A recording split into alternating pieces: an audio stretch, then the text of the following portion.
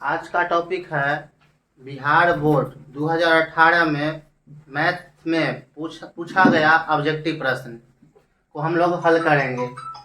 देखिए, पहला प्रश्न है, संख्या 0.32 के रैंकिंग को P/Q के रूप में लिखा जा सकता है। इसमें से कौन सा आंसर होगा? तो 0.32 को किस तरह लिखेंगे? सबसे पहले टोटल संख्या को लिख लीजिए। रैंकिंग देखिए, रैंकिंग के अलावा कौन संख्या है उसको उसमें से घटा दीजिए।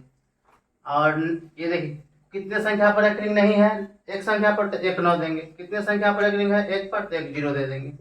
32 में से 3 गया 29 बट्टा में 90। यानी तो शॉर्ट फॉर्मूला याद रखिएगा, 32 है ना, तो पूरे 32 में से उस संख्या को घटा लीजिए जिस पर रैंकिंग नहीं है। किस पर रैंकिंग नहीं है? 3 पर। 32 में से 3 गया तो 29। ऑप्शन नंबर बी हो जाएगा। 2 नंबर प्रश्न है, 2 तथा 2.5 के बीच अपरिमेय संख्या है। देखिए, 11 का वर्गमूल निकालिएगा तो 3 आएगा, 3 कुछ। तो देखिए 2.5 से ज्यादा है। इसका निकालिएगा तो 4 कुछ आएगा, तो ये भी इससे ज्यादा है। इसका निकालिएगा तो इसमें भी 3 कुछ आएगा।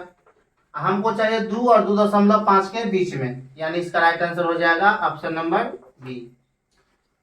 तीसरा प्रश्न है कि निम्नलिखित में से कौन सा कथन सही है? पहला, 2 अपरिमेय संख्या का गुणनफल हमेशा अपरिमेय होगा। देख लीजिए, 2 अपरिमेय संख्या √3 और √3। देख लीजिए 3 आ गया, यानी ये तो होगा नहीं। ये देखिए बोला हमेशा अपरिमेय होगा, यहाँ तो देखिए आ रहा है परिमेय। एक परिमेय संख्या, एक परिमेय ले लीजिए, और एक अपरिमेय संख्या का गुणनफल हमेशा अपरिमेय होगा। हाँ, ये सही है। देख लीजिए अपर में होगा, यानी इसका राइट आंसर हो जाएगा बी। क्वेश्चन नंबर 4 है, यदि n एक प्राकृत संख्या है तब √n होगा। देखिए, n बोला है प्राकृत संख्या। अब प्राकृत संख्या क्या होता है? गिनती की संख्या। 1 2 3 4 5 इस तरह से जाएगा। रूट में बोल रहा है, अगर मान लीजिए 1 देंगे तो 1 का वर्गमूल 1 हो जाएगा। 2 दीजिएगा तो वर्गमूल नहीं निकलेगा। 3 दीजिएगा तो नहीं होगा। 4 दीजिएगा तो देख लीजिए क्या होगा। कभी पर में आ रहा है तो कभी अपर में, कभी पर में, यानी यहाँ पर पर में अपर में दोनों हो जाएगा। देख लीजिए, और साथ में प्राकृत भी आ रहा है, तो ऐसा ऑप्शन किधर है? कभी प्राकृत संख्या तो कभी अपर में संख्या। ऑप्शन नंबर डी हो जाएगा। 5वां प्रश्न है, यदि प्रथम 13,986 अभाज्य संख्याओं का योग n है तो n हमेशा भाज्य होगा। इस प्रश्न को ध्यान से देख लीजिए। 13,986 बोले हैं अभाज्य संख्या, तो अभाज्य संख्या क्या होता है? 2 3 5 7 ये होता है। तो पहला नंबर देख लीजिए 6, तो इसमें कभी आएगा नहीं, 6 से विभाज्य होगा नहीं। 4 से भी नहीं होगा, क्योंकि अभाज्य संख्या में 4 आएगा ही नहीं। 8 भी नहीं आएगा, यानी इनमें से कोई नहीं हो जाएगा। क्वेश्चन नंबर 6 है, बहुपद y³ - 2y² - √3y + 1/2 का घात होगा। तो घात वही होता है, देखेंगे इस बहुपद में अधिकतम पावर कितना है, वही घात है। देख लीजिए कितना है? 3। तो इसका ऑप्शन नंबर ये हो जाएगा। एक द्विघाती बहुपद के शून्यकों का योग दिया हुआ है, आइए दिया हुआ है गुणनफल। तो देख लीजिए, योग मतलब अल्फा प्लस बीटा आपको दिया हुआ है, 2 दिया है, और अल्फा इंटू बीटा गुणनफल -15 दिया है। द्विघाती बहुपद बोल रहा है, द्विघाती बहुपद का फॉर्मूला होता है x² - alpha plus beta plus alpha into beta बराबर 0। x² - अल्फा प्लस बीटा के मान देखिए क्या है? 2, माइनस अल्फा इंटू बीटा का मान है -15। प्लस और माइनस, ये माइनस हो जाएगा। देख लीजिए ऑप्शन नंबर कहाँ है? x² - 2x - 15। Option number B हो जाएगा। 8वां प्रश्न है, के किस मान के लिए रैखिक समीकरण युग्म 2x - y - 3 बराबर 0, 2kx + 7y - 5 बराबर 0 का एकमात्र हल है? देख लेते हैं। देख लीजिए, ले लेते हैं। यहाँ पर है 2kx + 7y - 5 बराबर 0। यहाँ पर हमको के का मान निकालना है। देख लीजिए x का मान क्या है? 2k, x का मान कितना है? 1 है, प्लस ये हो गया 7, और y का मान कितना है? -1 है, तो -1 देंगे। -5 बराबर 0 हो जाएगा। ये हो गया 2k - 7 - 5 बराबर 0। 2k-7 -5 हो जाएगा -12 बराबर 0।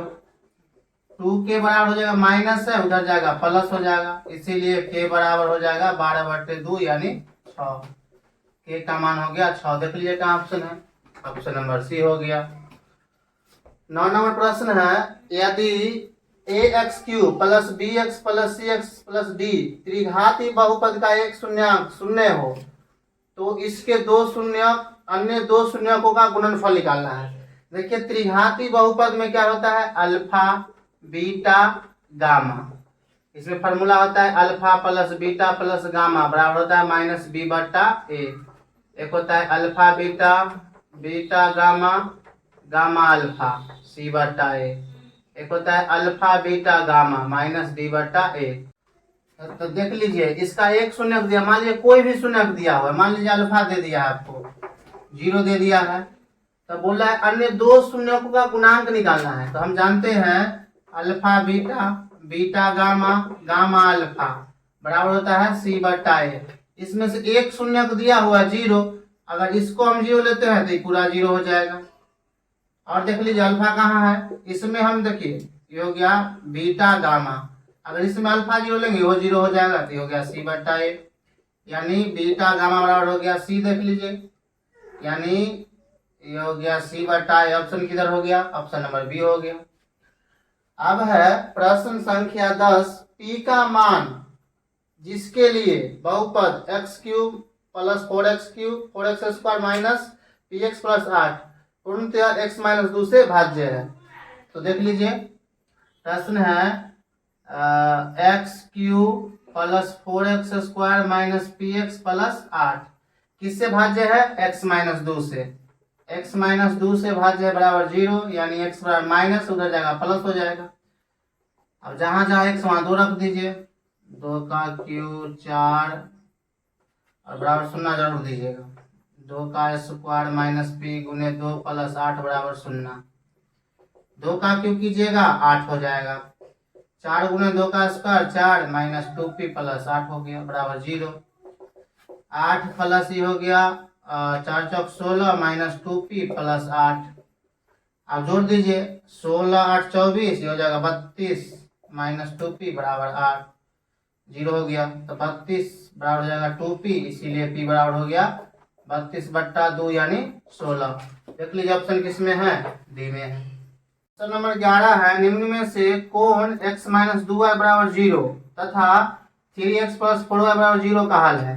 देख लीजिए पहला पर हम ले लेते हैं, x का मान 2 दीजिए, तो ये हो गया 2 - 2 गुने y के मान 1 दीजिए 1, तो बराबर 0 आ गया, यानी ऑप्शन नंबर यही इसका सही हो जाएगा। क्वेश्चन नंबर 12 है, यदि 10 के पावर 2y बराबर 25 है तो 10 के पावर -y बराबर होगा।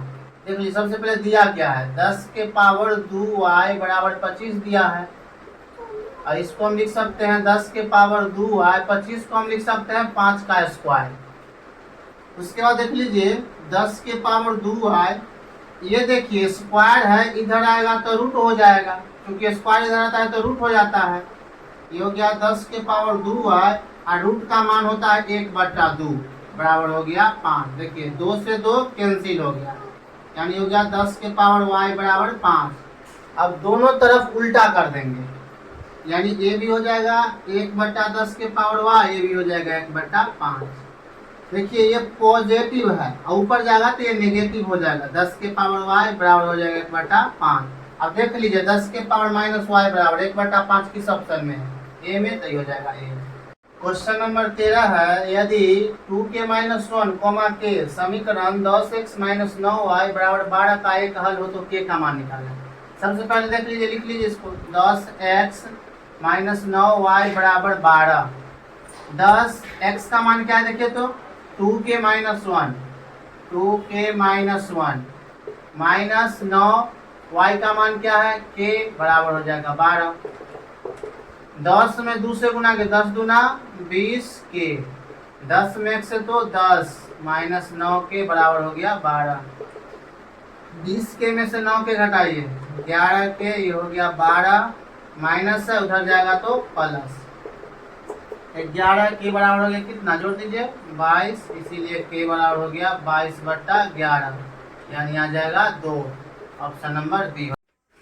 क्वेश्चन नंबर 14 है, यदि x बराबर रूट अंडर 7 प्लस 4 रूट 3 तो x प्लस 1/x का मान क्या होगा। सबसे पहले देखिए x बराबर क्या दिया है, रूट के अंदर 7 प्लस 4 रूट 3।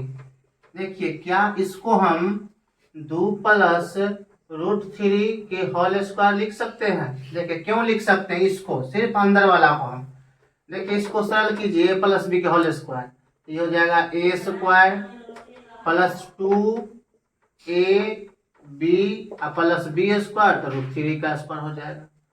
2 का स्क्वायर कीजिए 4, 2 दूना 4 रूट 3 हो जाएगा।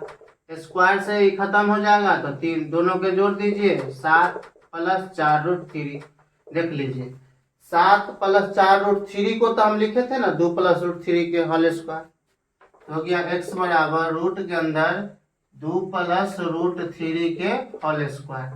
देखिए इतना ही चीज को हम इतना कैसे लिखे, यहां से लिखे स्क्वायर से रूट खत्म हो जाता है, तो x बराबर हो गया 2 प्लस रूट 3, ये x का मान हो गया। अब हम 1/x का मान निकाल लेते हैं, 1/x, तो 1/x यानी 2 प्लस रूट 3। परमेकरण कर दीजिए, देख लीजिए परमेकरण क्या होता है, प्लस है तो माइनस कर देंगे, 2 माइनस रूट 3, ऊपर नीचे गुना कर देंगे, 1 से गुना कीजिए तो 2 माइनस रूट 3। देखिए एक बार जोड़े हुए हैं एक बार घटाए हुए हैं, तो a square minus B square, a square minus B square हो गया, ये हो गया 2 माइनस रूट 3। 2 का स्क्वायर कीजिए 4 हो जाएगा, स्क्वायर से रूट खत्म हो जाएगा तो 3 हो जाएगा, ये हो गया 2 माइनस रूट 3, 4 में से 3 घटाइए 1, यानी कुल मिला के 1/x का मान आ गया यहाँ पर 2 माइनस रूट 3। हमको मान किसका निकालना है, x प्लस 1/x का। देख लीजिए x का वैल्यू क्या था, 2 प्लस रूट 3 प्लस 1/x का क्या था, 2 माइनस रूट 3।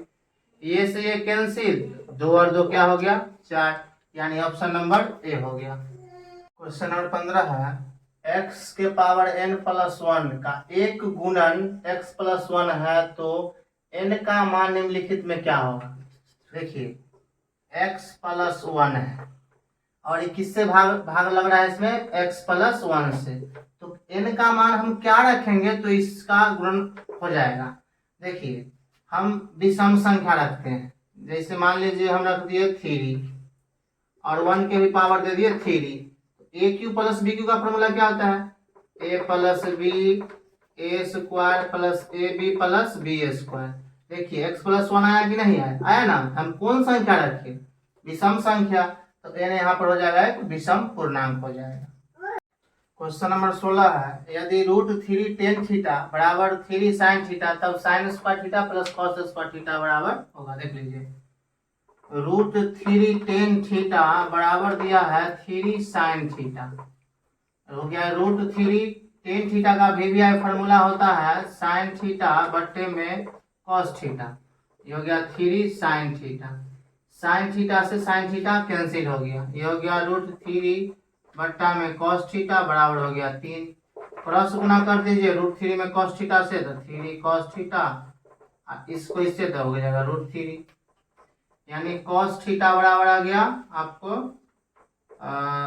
रूट 3 बट्टा 3। 16 नंबर क्वेश्चन है, यदि रूट 3 टेन थीटा बराबर है 3 साइन थीटा तो हमको निकालना है sine square theta minus cos square theta बराबर क्या होगा। देख लीजिए रूट 3 टेन थीटा का वीवीआई फॉर्मूला होता है साइन थीटा बट्टा कॉस थीटा, ये हो गया 3 साइन थीटा, ये से ये कैंसिल करेंगे तो हो गया रूट 3 बट्टा कॉस थीटा बराबर 3, क्रॉस गुना कर दीजिए तो ये हो जाएगा आपको रूट 3 में कॉस थीटा से तो रूट 3 कॉस थीटा बराबर हो गया रूट 3, यानी हो जाएगा कॉस थीटा बराबर रूट 3 बट्टा में हो गया 3। अब रूट 3 से ऊपर नीचे गुना कर दीजिए, उससे कोई प्रभाव नहीं पड़ेगा, रूट 3 में रूट 3 से तो 3 हो गया, ये हो गया 3 रूट 3, ये से कैंसिल, कॉस थीटा का मान हो गया 1 बटा रूट 3। कॉस थीटा का मान आ गया 1/√3। हमको निकालना है किसका, sine square theta minus cos square theta का मान।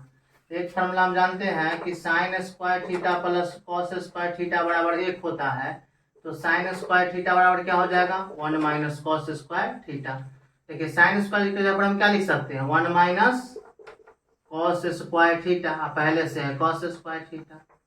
ये हो गया 1 माइनस एक कॉस स्क्वायर थीटा, एक क्या हो जाएगा 2 कॉस स्क्वायर थीटा।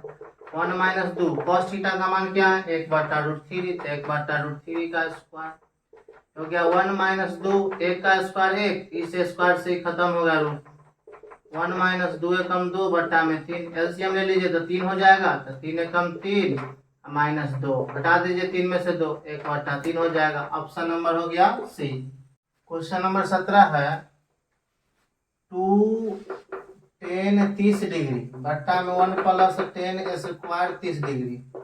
देख लीजिए 2 tan 30 का मान बोलिए 1/√3, 1 प्लस tan 30 का मान 1/√3, स्क्वायर है तो स्क्वायर दे देंगे बड़का बट्टा। ये हो गया 2/√3, ये हो गया 1 प्लस 1, ये से खत्म तो हो गया 3, ये हो गया 2/√3, नीचे एलसीएम ले लीजिए तो 3 हो जाएगा, यानी 3 प्लस 1 हो जाएगा। ये हो गया 2/√3 और बट्टे में हो गया 4/√3, बड़का बट्टा तोड़ दीजिए 2/√3 हो गया 3/4, इसको कैंसिल कर दीजिए क्या हो जाएगा 2, यानी अब ये हो गया 3 और नीचे में हो गया 2√3। परमीकरण का नियम क्या है, जो भी रूट में होता है उससे ऊपर नीचे गुना कर देते हैं। ये हो गया 3√2 और ये हो गया 2 और √3 में √3 से गुना करिएगा तो 3, यानी कुल मिला के हो गया ये √3 है, सॉरी ये से कैंसिल हो गया तो ये हो गया √3/2, ये √3/2 किसका मान होता है, साइन 60 डिग्री का मान होता है। यदि सेक ए बराबर कॉसेक बी 13/12 है तो ए प्लस बी का मान होगा। सबसे पहले दिमाग लगाइए कि सेक और कॉसेक में थीटा बराबर कब होता है, ए और बी कब बराबर होगा, 45 डिग्री पर। सेक 45 का भी मान √2 होता है, कॉसेक 45 का भी मान √2 होता है। यानी एक बात पता चल रहा है, थीटा का मान कितना है 45, बी का भी मान क्या है 45। हमको पूछ रहा है A plus B, A plus B, तो ए का भी मान 45, बी का भी 45, यानी 45 45 90 हो गया। Option number C. Next question है, यदि किसी त्रिभुज एबीसी में एंगल ए और बी पूरा कोण है तो कॉट सी का मान होगा। देख लीजिए दोनों पूरा कोण के मतलब होता है 90 डिग्री, तो कॉट सी बोल रहा है तो यानी अगला भी 90 होगा, कॉट सी यानी कॉट 90 डिग्री का मान क्या। नंबर 20 है tan अल्फा प्लस बीटा बराबर है √3 और tan अल्फा बराबर दिया 1/√3, तो tan बीटा का मान पूछ रहा है।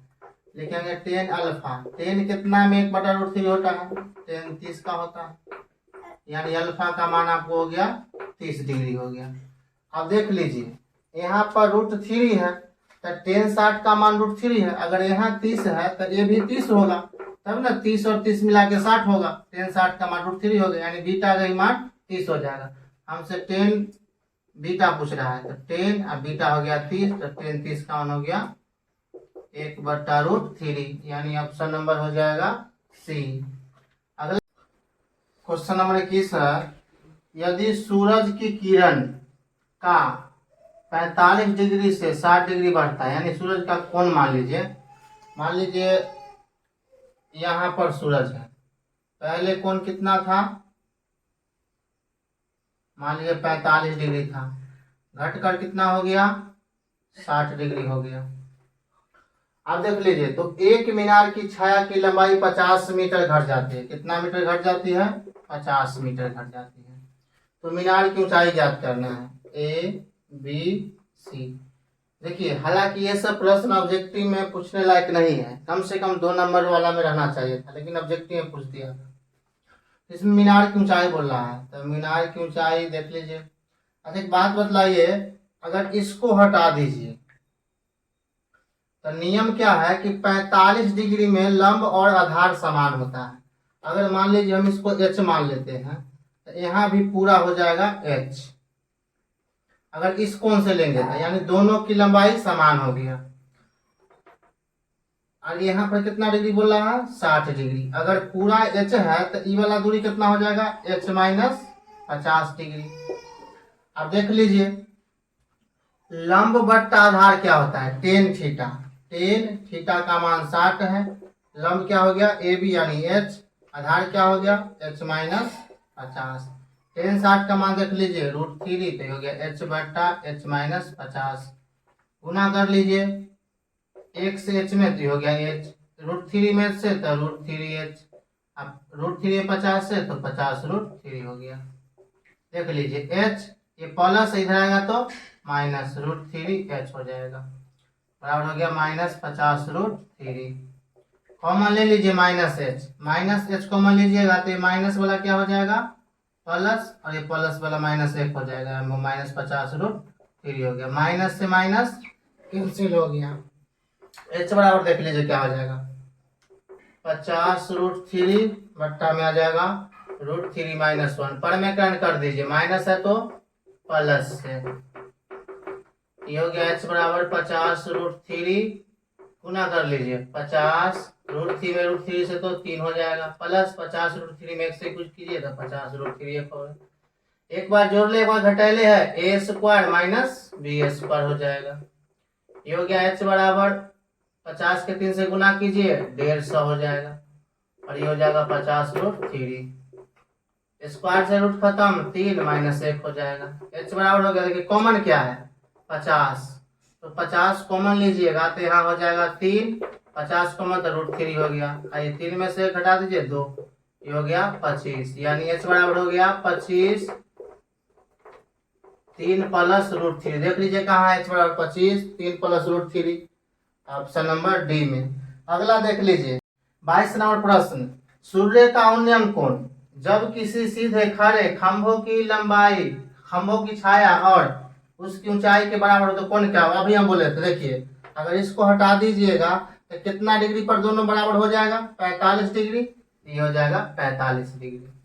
क्वेश्चन नंबर 23 है यदि h1 तथा h2 ऊंचाई के दो मीनार के पादों को जोड़ने वाली रेखा मध्य बिंदु पर मीनार द्वारा बनाया गया क्रमशः 60 डिग्री और 30 डिग्री का कोण बनाता है तो h1 बटा h2 का मान निकालना है। यानी बोल रहा है दो मीनार है देख लीजिए इस सड़क के मध्य बिंदु मध्य मतलब बीच में लीजिएगा पूरा एक्यूरेट बीच में लेना है ले लिए।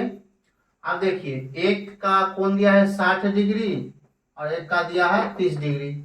एक का ऊंचाई बोल रहा है h1 एक का ऊंचाई बोल रहा है h2। देखिए मध्य बिंदु है इसका नाम दे दीजिए ABCD। इस मध्य बिंदु में है यानी जितना भाग इधर होगा उतना ही भाग इधर होगा। अगर मान लीजिए जितना कोई ये BC है याद रखेगा जितना कोई BC है उतना ही वो CD है ध्यान देना है।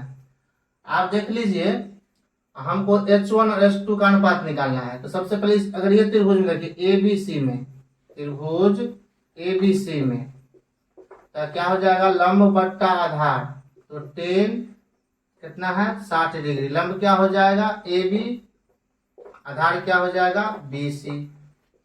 ये हो गया 10 60 का मान बोलिए √3। AB के मान क्या है h1 है BC के हम BC छोड़ देते हैं समीकरण एक ले लेते हैं। आप देख लीजिए अब समकोण त्रिभुज EDC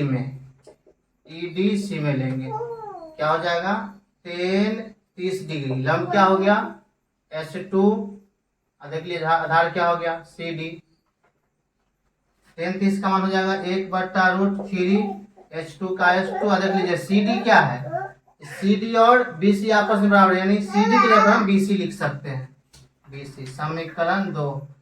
अब समीकरण देखिए अनुपात हमको निकालना है h1 बटा h2 तो कैसे आएगा जब समीकरण 1 को 2 से भाग देंगे। देख लीजिए ये हो गया √3 बराबर हो गया h1 बट्टा में BC। देख लीजिए क्या भाग देना है 1/√3 और ये हो गया h2 बट्टा में BC। देख लीजिए BC से BC कैंसिल हो गया यानी इधर हो गया ये h1 और ये H2 ऊपर में क्या है ये √3। अब बड़का बटा तोड़िएगा देख लीजिए क्या हो जाएगा, √3 ऊपर चल जाएगा नीचे 1 हो जाएगा, यानी ये हो गया 3, √3 में √3 3 हो गया और ये बट्टा में 1 हो गया, यानी 3:1 हो जाएगा। ऑप्शन नंबर हो गया ए। स्टार्ट। क्वेश्चन नंबर 24 है, एक 6 मीटर ऊंचे वृक्ष की छाया की लंबाई 4 मीटर लंबी है। देखिए एक वृक्ष है, ये मान लीजिए ये वृक्ष की लंबाई 6 मीटर है और छाया की लंबाई कितना है 4 मीटर है। ए बी सी बोल रहा है उसी समय एक खंभा है, बोले एक खंभा की छाया की लंबाई, यानी छाया की लंबाई 50 मीटर है पी क्यू आर। तो बोला है खंभे की ऊंचाई क्या हो। देखिए उसी समय कहने का मतलब है दोनों का थीटा समान है, दोनों का एंगल समान है। यदि मान लीजिए हम इसमें लेते हैं टेन थीटा क्या लंब बटा आधार, लंब क्या हो गया ए बी का मान क्या है 6, आधार क्या है 4, इसको कैंसिल कीजिएगा तो 3/2 हो जाएगा। उसी समय यानी इसमें भी टेन थीटा ले लीजिए, लंब बटा आधार, लंब हो गया पी क्यू, आधार क्या हो गया 50। जब देखिए दोनों के LHS बराबर है तो RHS भी बराबर होगा, तो ये क्या हो गया समीकरण 1 मान लेंगे, समीकरण 2 1 तथा 2 से देख लीजिए क्या हो गया 3/2 और ये हो गया पी क्यू बट्टा 50। क्रॉस गुना कर लीजिए 2 में इससे, ये हो गया 2 पी क्यू और ये हो गया 150, यानी पी क्यू बराबर हो गया 150/2 यानी 75। इसमें हो गया 75 मीटर, यानी कि खंभा की लंबाई कितना हो गया 75 मीटर। देख लीजिए ऑप्शन किसमें है। देखिए इस खंभे की ऊंचाई 75 मीटर आया, जो कि ऑप्शन में से कोई नहीं है। तो 2018 में कुछ ऐसा भी प्रश्न पूछा गया था जिसका आंसर ऑप्शन में से था ही नहीं। इसका राइट आंसर हो जाएगा 75 मीटर। क्वेश्चन नंबर 25 है, एक 6 मीटर ऊंचे वृक्ष है, एक वृक्ष बना लीजिए कितना मीटर है 6 मीटर ऊंचा है, और बोल रहा है ऊंचे वृक्ष छाया पृथ्वी पर 2√3 मीटर लंबी है। छाया कितना है 2√3 मीटर लंबी है। तो बोल रहा है सूर्य का उन्नयन कौन होगा, यानी थीटा पूछ रहा है। तो देखिए लंब आधार, इसका नाम दे दीजिए, लंब का आधार क्या होता है टेन थीटा, लंब क्या दिया है 6, आधार दिया है 2√3, ये 3 मतलब कैंसिल हो गया तो टेन थीटा बराबर हो गया 3/√3।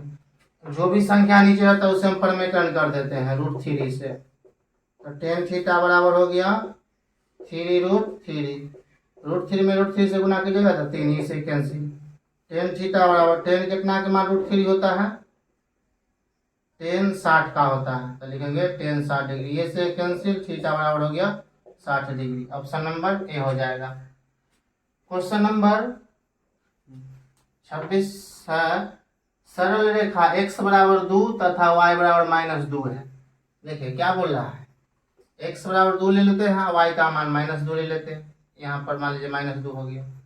एक रेखा ऐसे जगह तो एक रेखा ऐसे जगह, एक दूसरे पर क्या हो गया लंबवत हो गया, यानी हो जाएगा एक दूसरे पर लंबवत।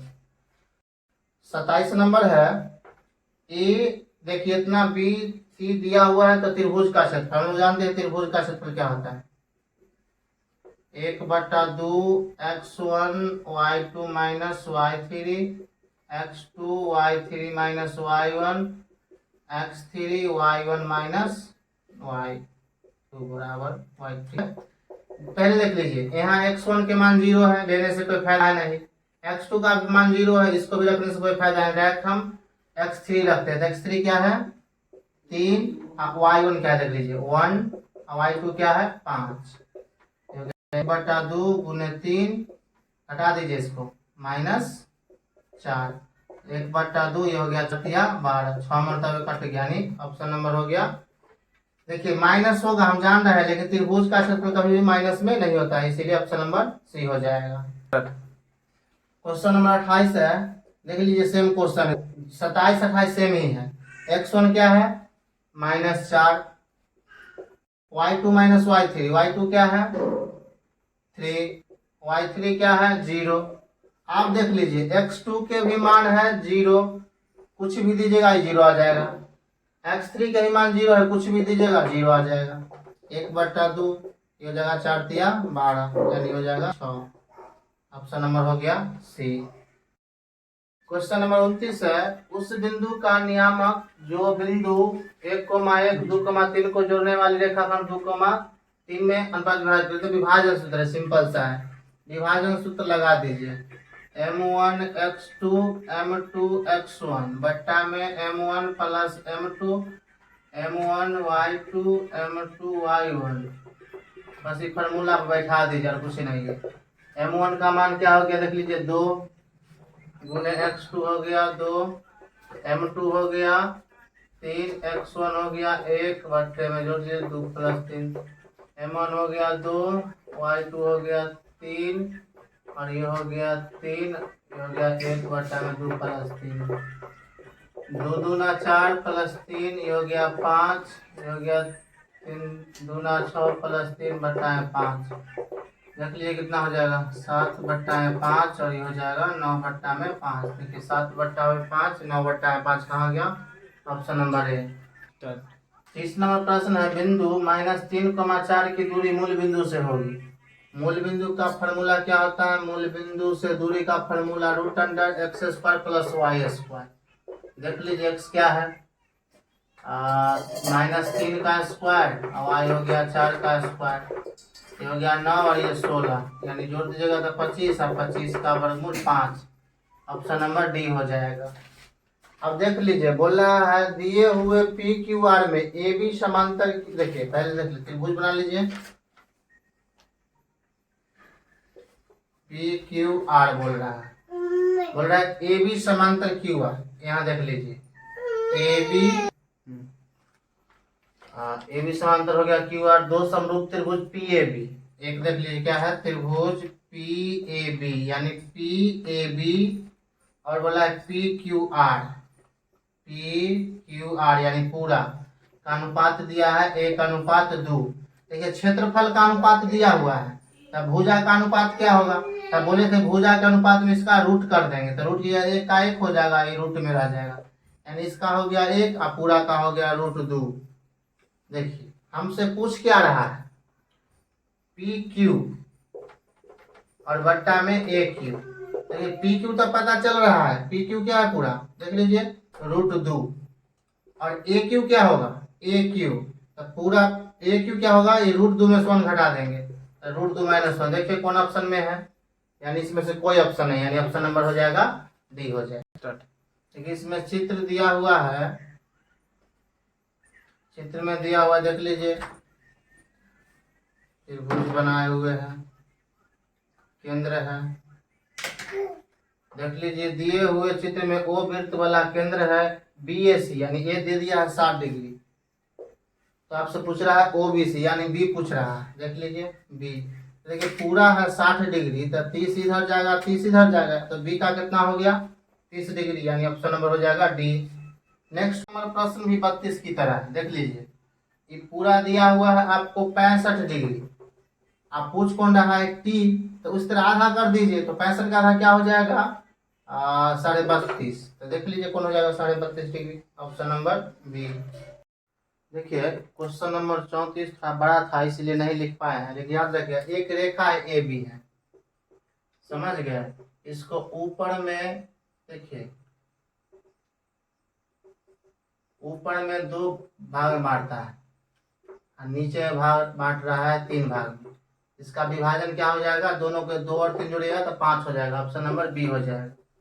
35 देख लीजिए बोला है यदि किसी त्रिभुज ए बी सी में बी डी दिया है बी सी दिया है, एंगल ए का मान समद्विभाजक है ए डी है, तो ए बी बटा ए सी हम जानते हैं कि ए बी बट्टा में ए सी बराबर होता है बी डी बट्टा में बी सी। देख लीजिए बी डी का मान क्या दिया है 5, बी सी क्या दिया है 7.5, इसको भाग दीजिएगा तो 0.6 आएगा यानी ऑप्शन नंबर डी हो जाएगा।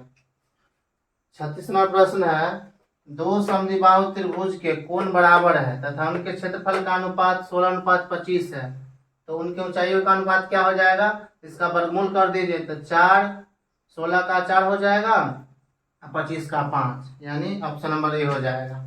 किसी वृत्त के व्यास दोनों किनारों पर से खींची गई स्पर्श रेखा क्या होते हैं हमेशा? तो देख लीजिए, व्यास ये है, व्यास है, और व्यास के सिरों पर जो हम स्पर्श रेखा खींचेंगे क्या हो रहा है? समांतर है, ये हो जाएगा समांतर। 38 नंबर प्रश्न है, यदि पी और पी बी, देख लीजिए इसी फिगर में बतलाते हैं। पी और पी बी दो स्पर्श रेखा है,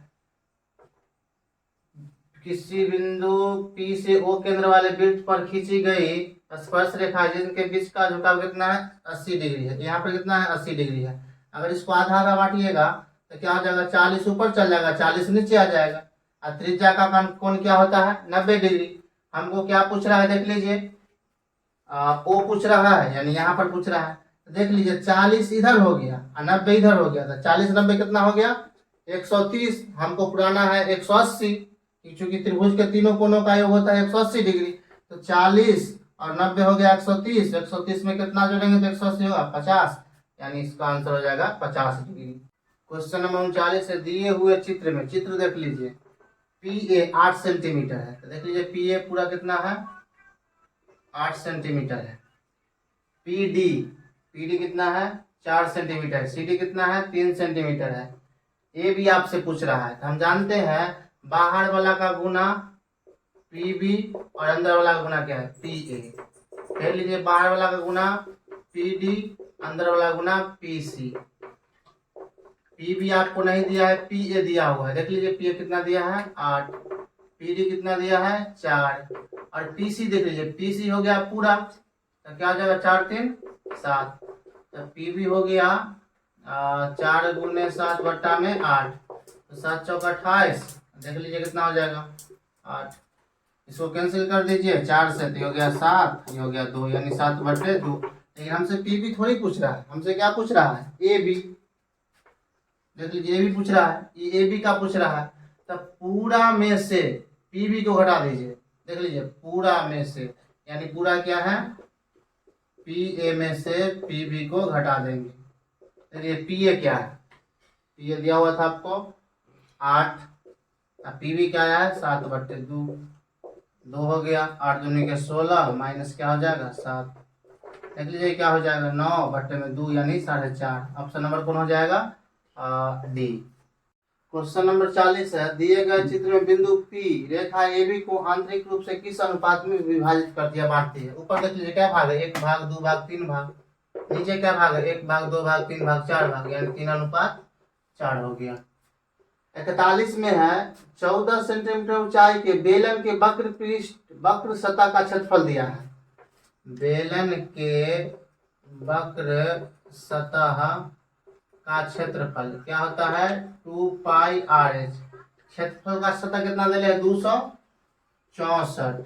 हो गया 2 पाई का वैल्यू होता है 22/7। आर नहीं दिया, एच दिया है 14। देख लीजिए, ये 2 से कैंसिल हो गया, तो हो गया 264। ये सब है गुना में, तो आ जाएगा भाग में। 2 गुने 22 गुने हो गया 2 बराबर हो गया आर का वैल्यू। देख लीजिए कैंसिल करके, 2 से इसको कैंसिल कीजिएगा, आ जाएगा 1 3 4 2। फिर 2 से इसको कैंसिल कीजिए, 66 हो जाएगा। फिर इसको देख लीजिए कैसे हो जाएगा?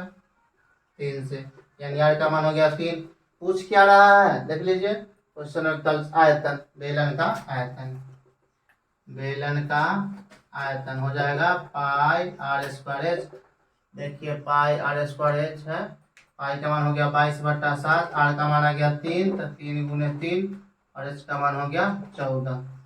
2 मतलब ये कैंसिल हो गया। अब गुना कर दीजिए, तो 3 दूना 6, 6 18, और 22 को 18 से गुना करेंगे तो 18 दूना 36, ये हो जाएगा 6 9 396।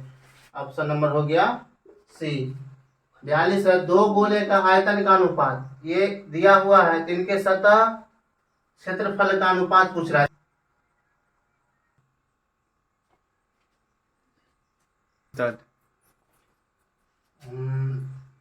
दो गोले का आयतन का अनुपात दिया है 8:7 दिया है।